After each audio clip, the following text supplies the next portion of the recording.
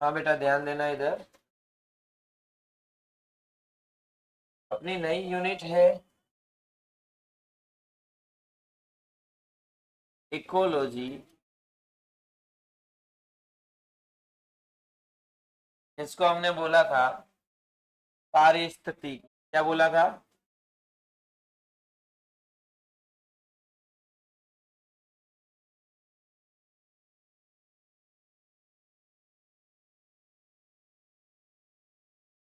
Yes, ecology.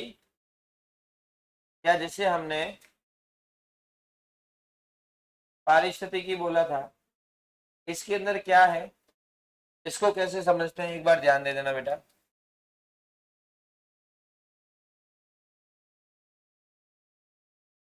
हमने बोला था कि इकोलॉजी हम कहेंगे किसे, इकोलॉजी का मतलब है कि एक ऑर्गेनिज्म,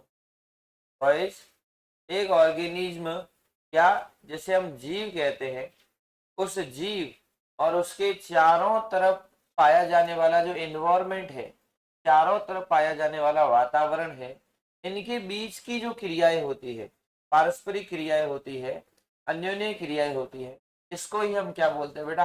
पारिस्थितिकी। जैसे इस रूम में हम बैठे हैं, अगर अभी लाइट चली जाए तो 2 मिनट के अंदर, 5 मिनट के अंदर गर्मी लगनी स्टार्ट हो जाएगी। मुंह से हु हा फूके वूके सारी स्टार्ट हो जाएगी। होगी कि नहीं होगी? यानी ये सारे अजैविक घटक है, प्रकाश हो गया, तापमान हो गया, हवा हो गया, हम जैविक घटक है।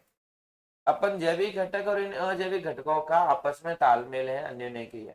अगर अजैविक घटक नहीं हो तो जैविक घटकों का भी कोई महत्व, और जैविक नहीं हो तो अजैविक घटकों का भी कोई महत्व नहीं। तो ये कहते हैं कि जीव और उसके चारों तरफ का जो वातावरण है, इनके बीच में जो अन्य क्रियाएं होती है, उसे ही हम क्या बोल रहे हैं बेटा?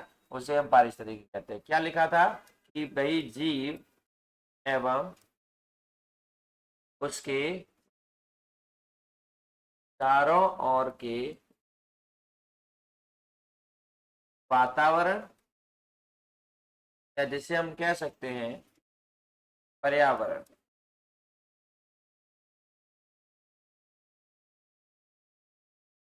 के बीच अन्योन्य क्रिया, अन्योन्य क्रियाओं को क्या कह रहे हैं बेटा? इकोलॉजी बोल रहे हैं या पारिस्थितिकी। उसके बाद में हमने डिस्कस किया था कि इकोलॉजी जो है बेटा, वो दो शब्दों से, दो टर्म से मिलकर बना है। एक को तो बोला था इकोस, क्या बोला था? और दूसरा बोला था लोगोस। इकोस का मतलब होता है हैबिटेट। हैबिटेट का मतलब जहां पर वो जीव रह रहा है, आवास कह सकते हैं, पर्यावरण कह सकते हैं। ठीक है। और लोगोस का मतलब होता है बेटा स्टडी करना, टू स्टडी या अध्ययन करना।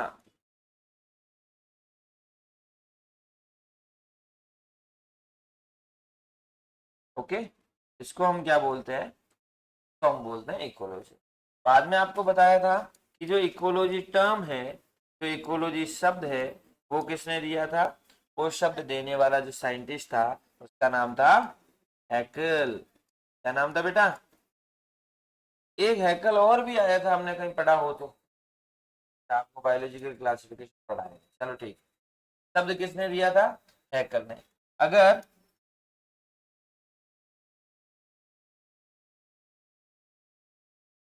इसके फादर की बात करें, फादर ऑफ इकोलॉजी, रीटर को कहा जाता है। हाँ बेटा, कुछ ऑथेंटिक बुक्स कहती है कि भाई फादर जो है वो रीटर है, कोई बात नहीं, ध्यान रखना है। और कुछ ऑथेंटिक बुक कहती है कि फादर जो है वो कौन है बेटा? अलेक्जेंडर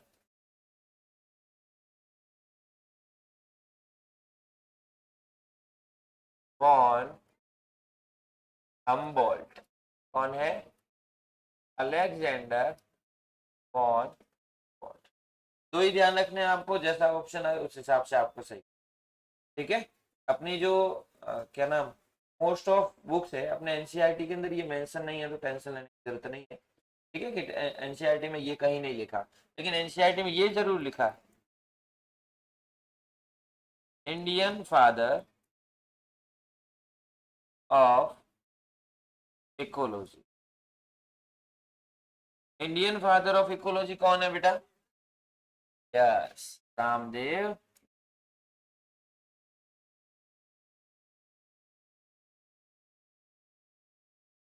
रामदेव मिश्रा, जिसको हम बेटा आर डी मिश्रा भी कहते हैं।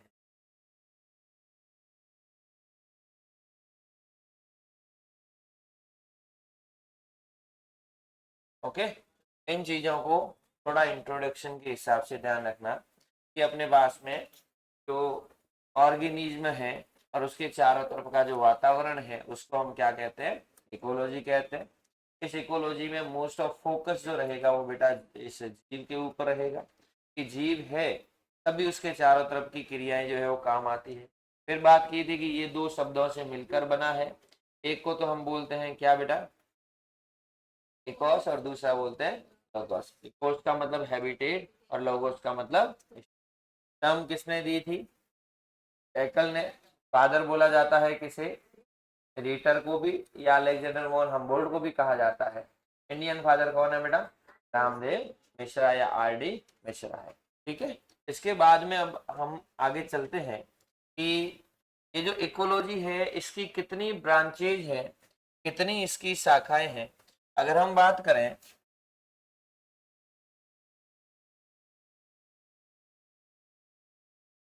ब्रांचेज ऑफ इकोलॉजी, क्या बेटा? Branches of ecology. इकोलॉजी की हालांकि बहुत सारी शाखाएं हैं, लेकिन हम इनमें से मोस्टली दो शाखाओं के बारे में जिक्र करते हैं। पहला तो आ जाता है ऑट इकोलॉजी। क्या आ जाता है बेटा? ऑट इकोलॉजी या ऑटो इकोलॉजी भी कहते हैं।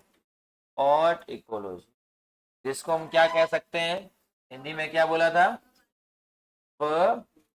पारिस्थितिकी।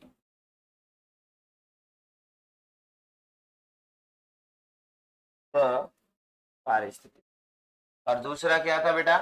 सिन इकोलॉजी, या जिसको हमने सपारिस्थितिकी के नाम से जाना था। इसमें बात करें, सुनना इधर, कि ऑट इकोलॉजी है क्या? ऑट इकोलॉजी का मतलब है कि किसी भी एक जाति के बारे में, या किसी भी एक जाति के एक सदस्य के बारे में। तो का मतलब खुद को हम अकेले से रिप्रेजेंट कर सकते हैं। तो हम कहेंगे कि इसके अंदर केवल एक जाति, केवल एक स्पीसीज या उस जाति के एक सदस्य का अध्ययन किया जाता है, उसे हम क्या बोलते हैं बेटा? ऑट इकोलॉजी बोलते हैं। क्या बोलेंगे इसको? कि इसमें एक विशेष जाति, एक विशेष जाति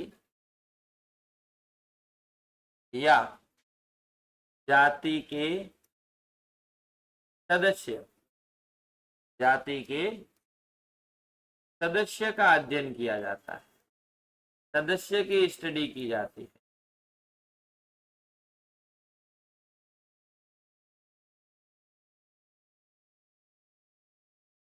उसे हम क्या कहते हैं बेटा? उसे हम बोलते हैं ऑट इकोलॉजी। इसमें एक ही जाति का अध्ययन किया जाता है, इसलिए हम इसको जाति पारिस्थितिकी कह सकते हैं, स्पीसीज इकोलॉजी भी कह सकते हैं।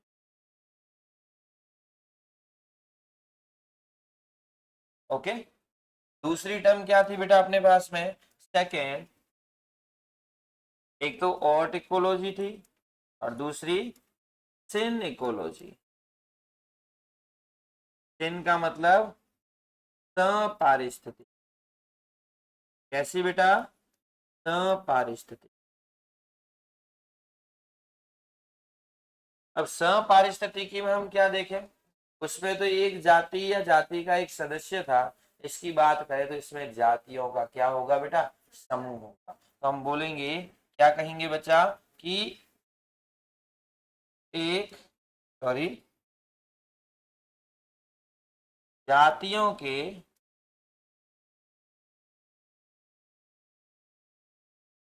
समूह विशेष, जातियों के समूह विशेष का जो अध्ययन है, समूह विशेष का जो अध्ययन है, उसे हम क्या कहते हैं, सिनेकोलॉजी के नाम से जानते हैं। ये दो ब्रांचेज आपको पता होनी चाहिए बेटा, यहाँ से सीधा एग्जाम जो है वो एग्जाम के अंदर क्वेश्चन पुट होता है। ये अपने पास में सीईटी का भी टॉपिक है, नीट में तो वैसे ही है ही, जेट का भी टॉपिक है, दोनों में काम आ जाएगा। ठीक है, आगे देखो इधर। फिर हमने बात की थी, जैसा बताया कि अपने इकोलॉजी की सबसे इकाई यानी कि सबसे आधार वाली कौन सी जाति है, उसे हम कहते हैं जीव। क्या कहते हैं बेटा, जीव। और इसी जीव से ही आगे चल करके बाकी सारे स्तर बनते हैं इस इकोलॉजी के। और जीव खुद किन स्तरों से मिलकर बना है, तो हम एक टॉपिक लेते हैं जिसे बोलते हैं संगठनात्मक स्तर या ऑर्गेनाइजेशन लेवल। क्या बोलेंगे बेटा, संगठन के स्तर, ऑर्गेनाइजेशन यानी कि लेवल ऑफ ऑर्गेनाइजेशन। क्या बोलेंगे, level of organisation, level of organisation. सुनना इधर, लेवल ऑफ ऑर्गेनाइजेशन, जैसा हमने बोला कि सबसे बेस यानी कि सबसे आधार कौन, सबसे आधार कौन, इसको हम क्या कहते हैं, ऑर्गेनिज्म। ओके, इस ऑर्गेनिज्म की बात करें तो ये खुद कैसे बना है और इससे आगे चल करके कौन कौन से जीव किस प्रकार से बनते हैं।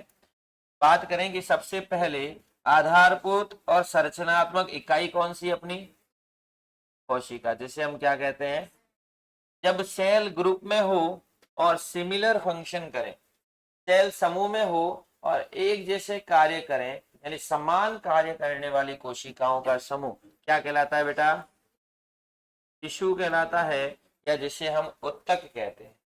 जब ये उत्तक मिल जाते हैं तब क्या बनता है बेटा, टिश्यू सिस्टम बनता है। टिश्यू सिस्टम से क्या बनेगा, ऑर्गन बनेगा, और ऑर्गन से क्या बन जाएगा, ऑर्गन सिस्टम बन जाएगा। ऑर्गन सिस्टम जब बनेगा तो एक जीव का निर्माण होगा, पूरे शरीर का निर्माण होगा, जिसे हम ऑर्गेनिज्म या जीव कहते हैं। तो ये जितने भी स्तर है, क्या बेटा, ये जो है जितने भी स्तर है, इन स्तरों को, ये जो यहाँ तक स्तर है, इन स्तरों को हम निम्न स्तर कहते हैं। क्या कहते हैं, निम्न स्तर। और इससे आगे की तरफ चलें तो ये जो जीव है वो आगे चल करके क्या बनाएगा, ये जीव सबसे पहले बनाएगा, क्या बनाएगा बेटा, समष्टि, या जैसे हम पॉपुलेशन, क्या कहते हैं बच्चा, पॉपुलेशन। इस समष्टि या पॉपुलेशन से क्या बनेगा, समुदाय बनेगा, जिसे हम क्या कहते हैं, कम्युनिटी कहते हैं। क्या कहते हैं, कम्युनिटी। कम्युनिटी से आगे चल करके क्या बनेगा, जीवोम या बायोम कहते हैं, जीवोम या बायोम। ठीक है, जीवोम या बायोम, देन जीवोम और बायोम से कौन बनेगा। अब यहाँ पर हम कुछ ऐड कर रहे हैं कि जो जीवोम और बायोम, उससे पहले अपने पास में जो समुदाय है, ये बहुत सारे समुदाय, बहुत सारी कम्युनिटी मिलकर के क्या बनाएंगे, बहुत सारी कम्युनिटी मिलकर के बनाएंगे, बहुत सारी कम्युनिटी मिलकर के बनाएंगे पारितंत्र। क्या बनाएंगे बेटा, पारितंत्र, जिसे हम इकोसिस्टम कहते हैं। क्या कहते हैं, इस इकोसिस्टम से चल करके आगे क्या बनेगा, जीवोम बनेगा, ये जीवोम। और इस जीवोम से आगे चल करके क्या बनेगा, जैव मंडल बनेगा। मतलब ये जो जीवोम है बहुत सारे बायोम मिल करके क्या बनाते हैं, जैव मंडल बनाते हैं, या जिसको हम बायोस्फीयर कहते हैं। क्या कहते हैं,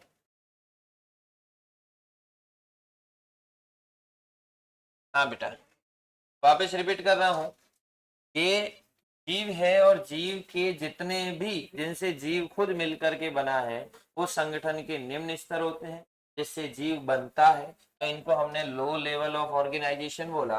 और इधर जितने भी स्तर है उन सबको हम क्या बोलेंगे बेटा, ये सारे के सारे स्तर कैसे हैं, उच्च स्तर, हायर लेवल ऑफ ऑर्गेनाइजेशन, उच्च। अब हम क्या करेंगे बेटा, अपने पास में तो यहाँ से स्टार्ट है कि भाई ये सारी चीजें तो अपन पढ़ते हैं 11th के अंदर कि भाई सेल क्या है, टिश्यू क्या है, ऑर्गन क्या है, सारी चीजें। इकोलॉजी में हमें जो डिस्कस करना है वो जीव के बारे में करना है, समष्टि के बारे में करना है, समुदाय, पारितंत्र, बायोम और जैव मंडल के बारे में करना है। तो पहले हम लेके चलेंगे इन सबकी डेफिनेशंस कि भाई जीव क्या है।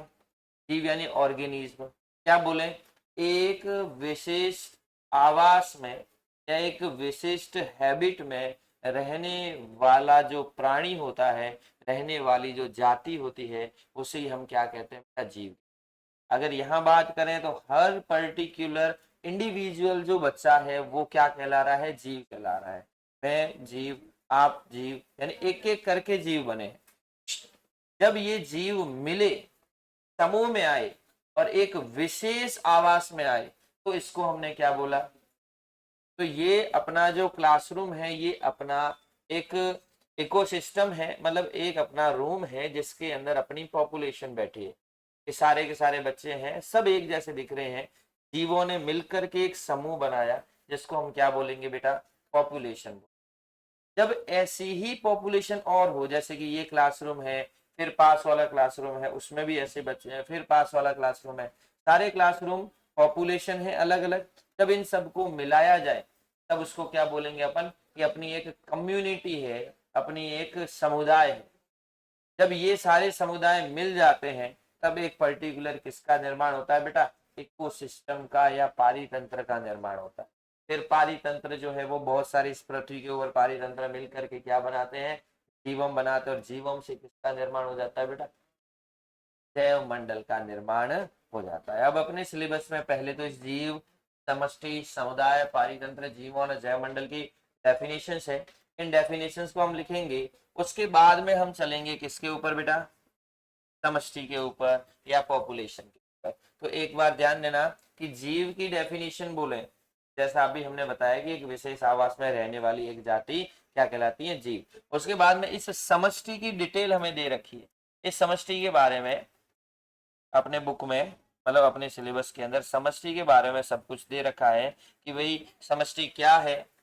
ये जो जीव है इसको तो समष्टि बोला, तो जीव को भी एक टर्म कहा जाता है जिसे हम कहते हैं व्यष्टि। क्या कहते हैं बेटा, व्यष्टि मतलब इंडिविजुअल कह सकते हैं। तो ये नाम ध्यान रखना, कहां पर व्यष्टि आए कहीं टर्म तो कंफ्यूज मत होना, ठीक है। बात करें समष्टि की, तो समष्टि में क्या है, पॉपुलेशन में क्या है, एक विशेष आवास में रहने वाले जीवों का समूह क्या कहलाता है, पॉपुलेशन कहलाता है। इस पॉपुलेशन के कुछ कैरेक्टरिस्टिक फीचर है, इस पॉपुलेशन के कुछ लक्षण है। पहले लक्षण की बात करें तो फर्स्ट आता है जन्म दर और मृत्यु दर। क्या आता है बेटा, जन्म दर और मृत्यु दर, यानी कि बर्थ रेट और डेथ रेट। एक में बात कर रहा हूं जन्म लेना, वो तो एक जना जन्म लेता है तो किस में आएगा, मृत्यु होना तो भी किस में आएगा। अब जन्म दर, दर का मतलब समूह की बात कर रहे हैं अपन, और मृत्यु दर मतलब परसेंटेज में या हम किसी में भी ज्ञात करें तो समूह की बात कर रहे हैं। तो जन्म दर और मृत्यु दर पॉपुलेशन का एक कैरेक्टरिस्टिक फीचर है। जन्म दर और मृत्यु दर, क्या अकेले में जन्म दर होगी, अकेले में मृत्यु दर होगी। तो जीव का लक्षण जन्म लेना या मृत्यु होना है, जबकि समष्टि या पॉपुलेशन का लक्षण जन्म दर और मृत्यु दर है। जैसे इसको हम डिस्कस करें बेटा कि समष्टि के लक्षण,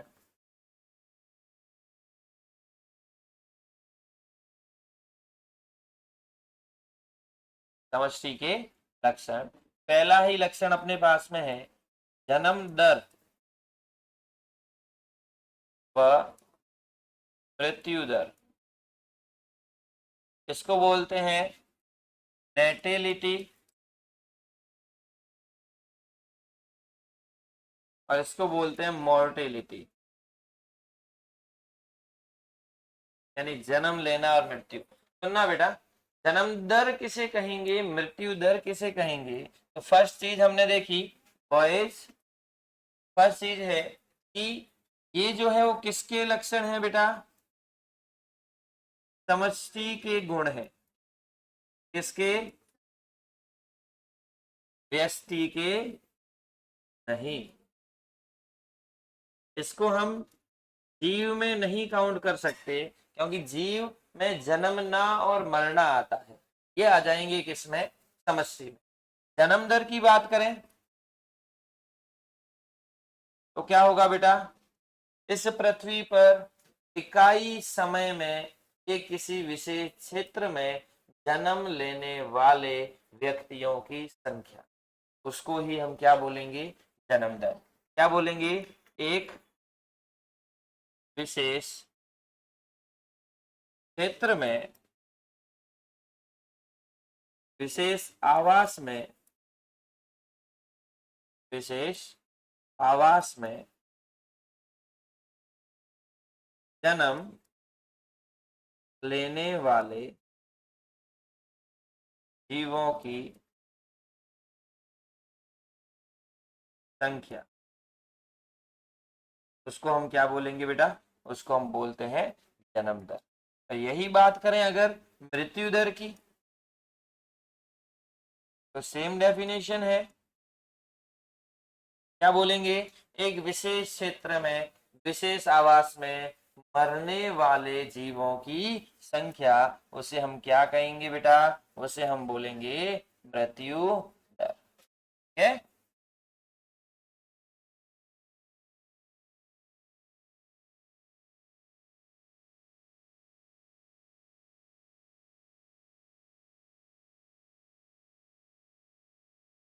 चलो,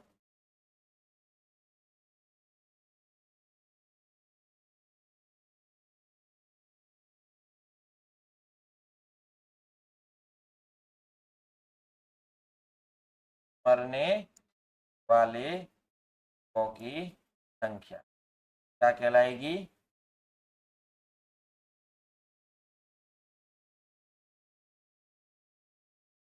अब अगर जन्म दर का हम एग्जाम्पल देखें, जैसे मैं एक एग्जाम्पल बताता हूं कि एक तालाब में एक साल पहले 20 कमल के फूल थे। कितने थे बेटा? एक साल बाद उसमें 8 कमल के पुष्प और आ गए मतलब जन्म हुआ। तो उनकी जन्म दर क्या होगी? क्या बात की बेटा कि एक तालाब में, एक तालाब में एक साल पहले कितने पुष्प थे? 20 कमल के पुष्प। एक साल बाद कितने आ गए कमल के पुष्प? 8 आ गए। तो अब संतति तो पूरी कितनी हो गई बेटा? 28 हो गई। लेकिन हमें जन्म दर ज्ञात करनी है। जन्म दर का मतलब 8 नए कमल के पुष्प आए हैं। ये कितने पुष्पों से आए हैं? 20 से आए, मतलब कि 20 पौधे हैं, मतलब 20 कमल है। 8 जो नए आए हैं वो 20 से ही आए हैं। तो हमें पता करना है कि एक से कितना आया, उसको बोलेंगे हम जन्म दर। वापिस रिपीट कर रहा हूं, 8 आए, हमें ये थोड़ी पता है कि 8 से ही आए, हमें तो पता है कि कितनों से बने। तो हम बात करेंगे कि नए कितने आए, पुराने कितने थे, तो प्रति कितने आ गए? 8 में 20, सॉरी 8 का अगर बात करें तो 1/, अगर इसको अपन डिवाइड करते हैं 8/20 को, तो लगभग ही आता है 0.4 प्रति, सॉरी 0.4 कमल प्रति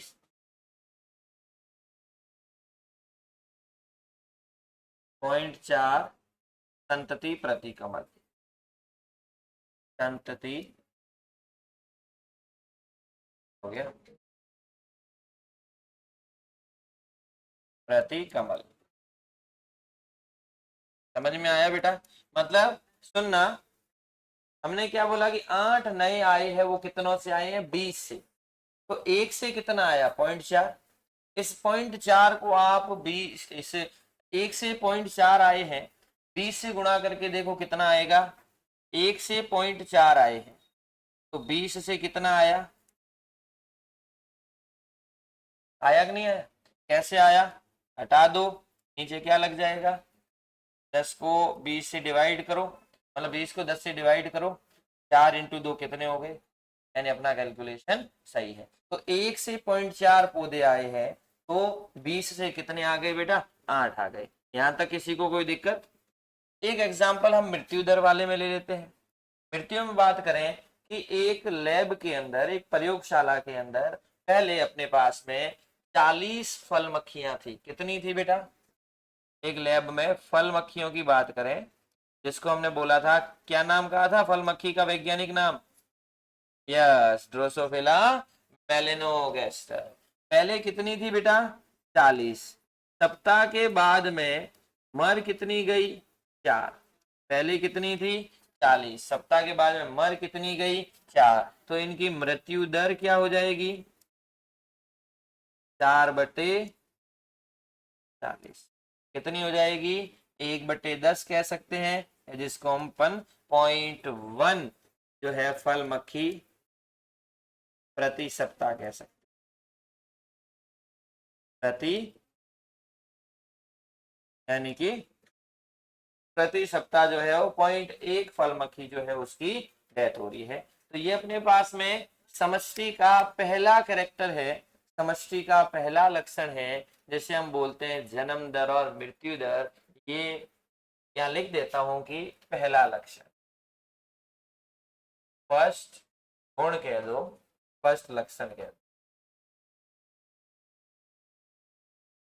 हाँ बेटा, ये तो है पहला लक्षण। दूसरा लक्षण क्या हो जाएगा? इसके बाद में दूसरा लक्षण आता है जिसको बोलते हैं लिंगा अनुपात, जिसको बोलते हैं सेक्स रेशियो। लिंगा अनुपात का मतलब महिलाओं की संख्या पुरुषों के ऊपर, कि एक विशेष आवास में इतने पुरुष है, इतने पुरुषों पर इतनी महिलाएं हैं, उसको हम क्या बोलते हैं? लिंगानुपात। तो अब ये समूह की बात हो रही है, तो क्या ये जीव का लक्षण हो सकता है? ये किसका लक्षण है बेटा? समष्टि का लक्षण है। ठीक है, तो पहला तो लक्षण हो गया अपने पास में जन्म दर और मृत्यु दर। दूसरे लक्षण की बात करेंगे तो दूसरा लक्षण अपने पास में आ जाएगा लिंगा अनुपात। तीसरा लक्षण बात करेंगे जिसको हम बोलेंगे आयु पिरामिड। आयु पिरामिड का मतलब एक जनन अवस्था, उस जनन अवस्था से पहले जीवों की संख्या कितनी है, जनन अवस्था के बाद में जीवों की संख्या कितनी है। मतलब आयु को लेकर के एक पिरामिड बनाना, एज को लेकर के एक पिरामिड बनाना, जिसको अपन एज पिरामिड या आयु पिरामिड कहते हैं, उनका ग्राफीय निरूपण करना, उसको हम क्या बोलते हैं? आयु पिरामिड के नाम से जानते हैं। ये अपन समष्टि के कैरेक्टर के बारे में डिस्कस करेंगे।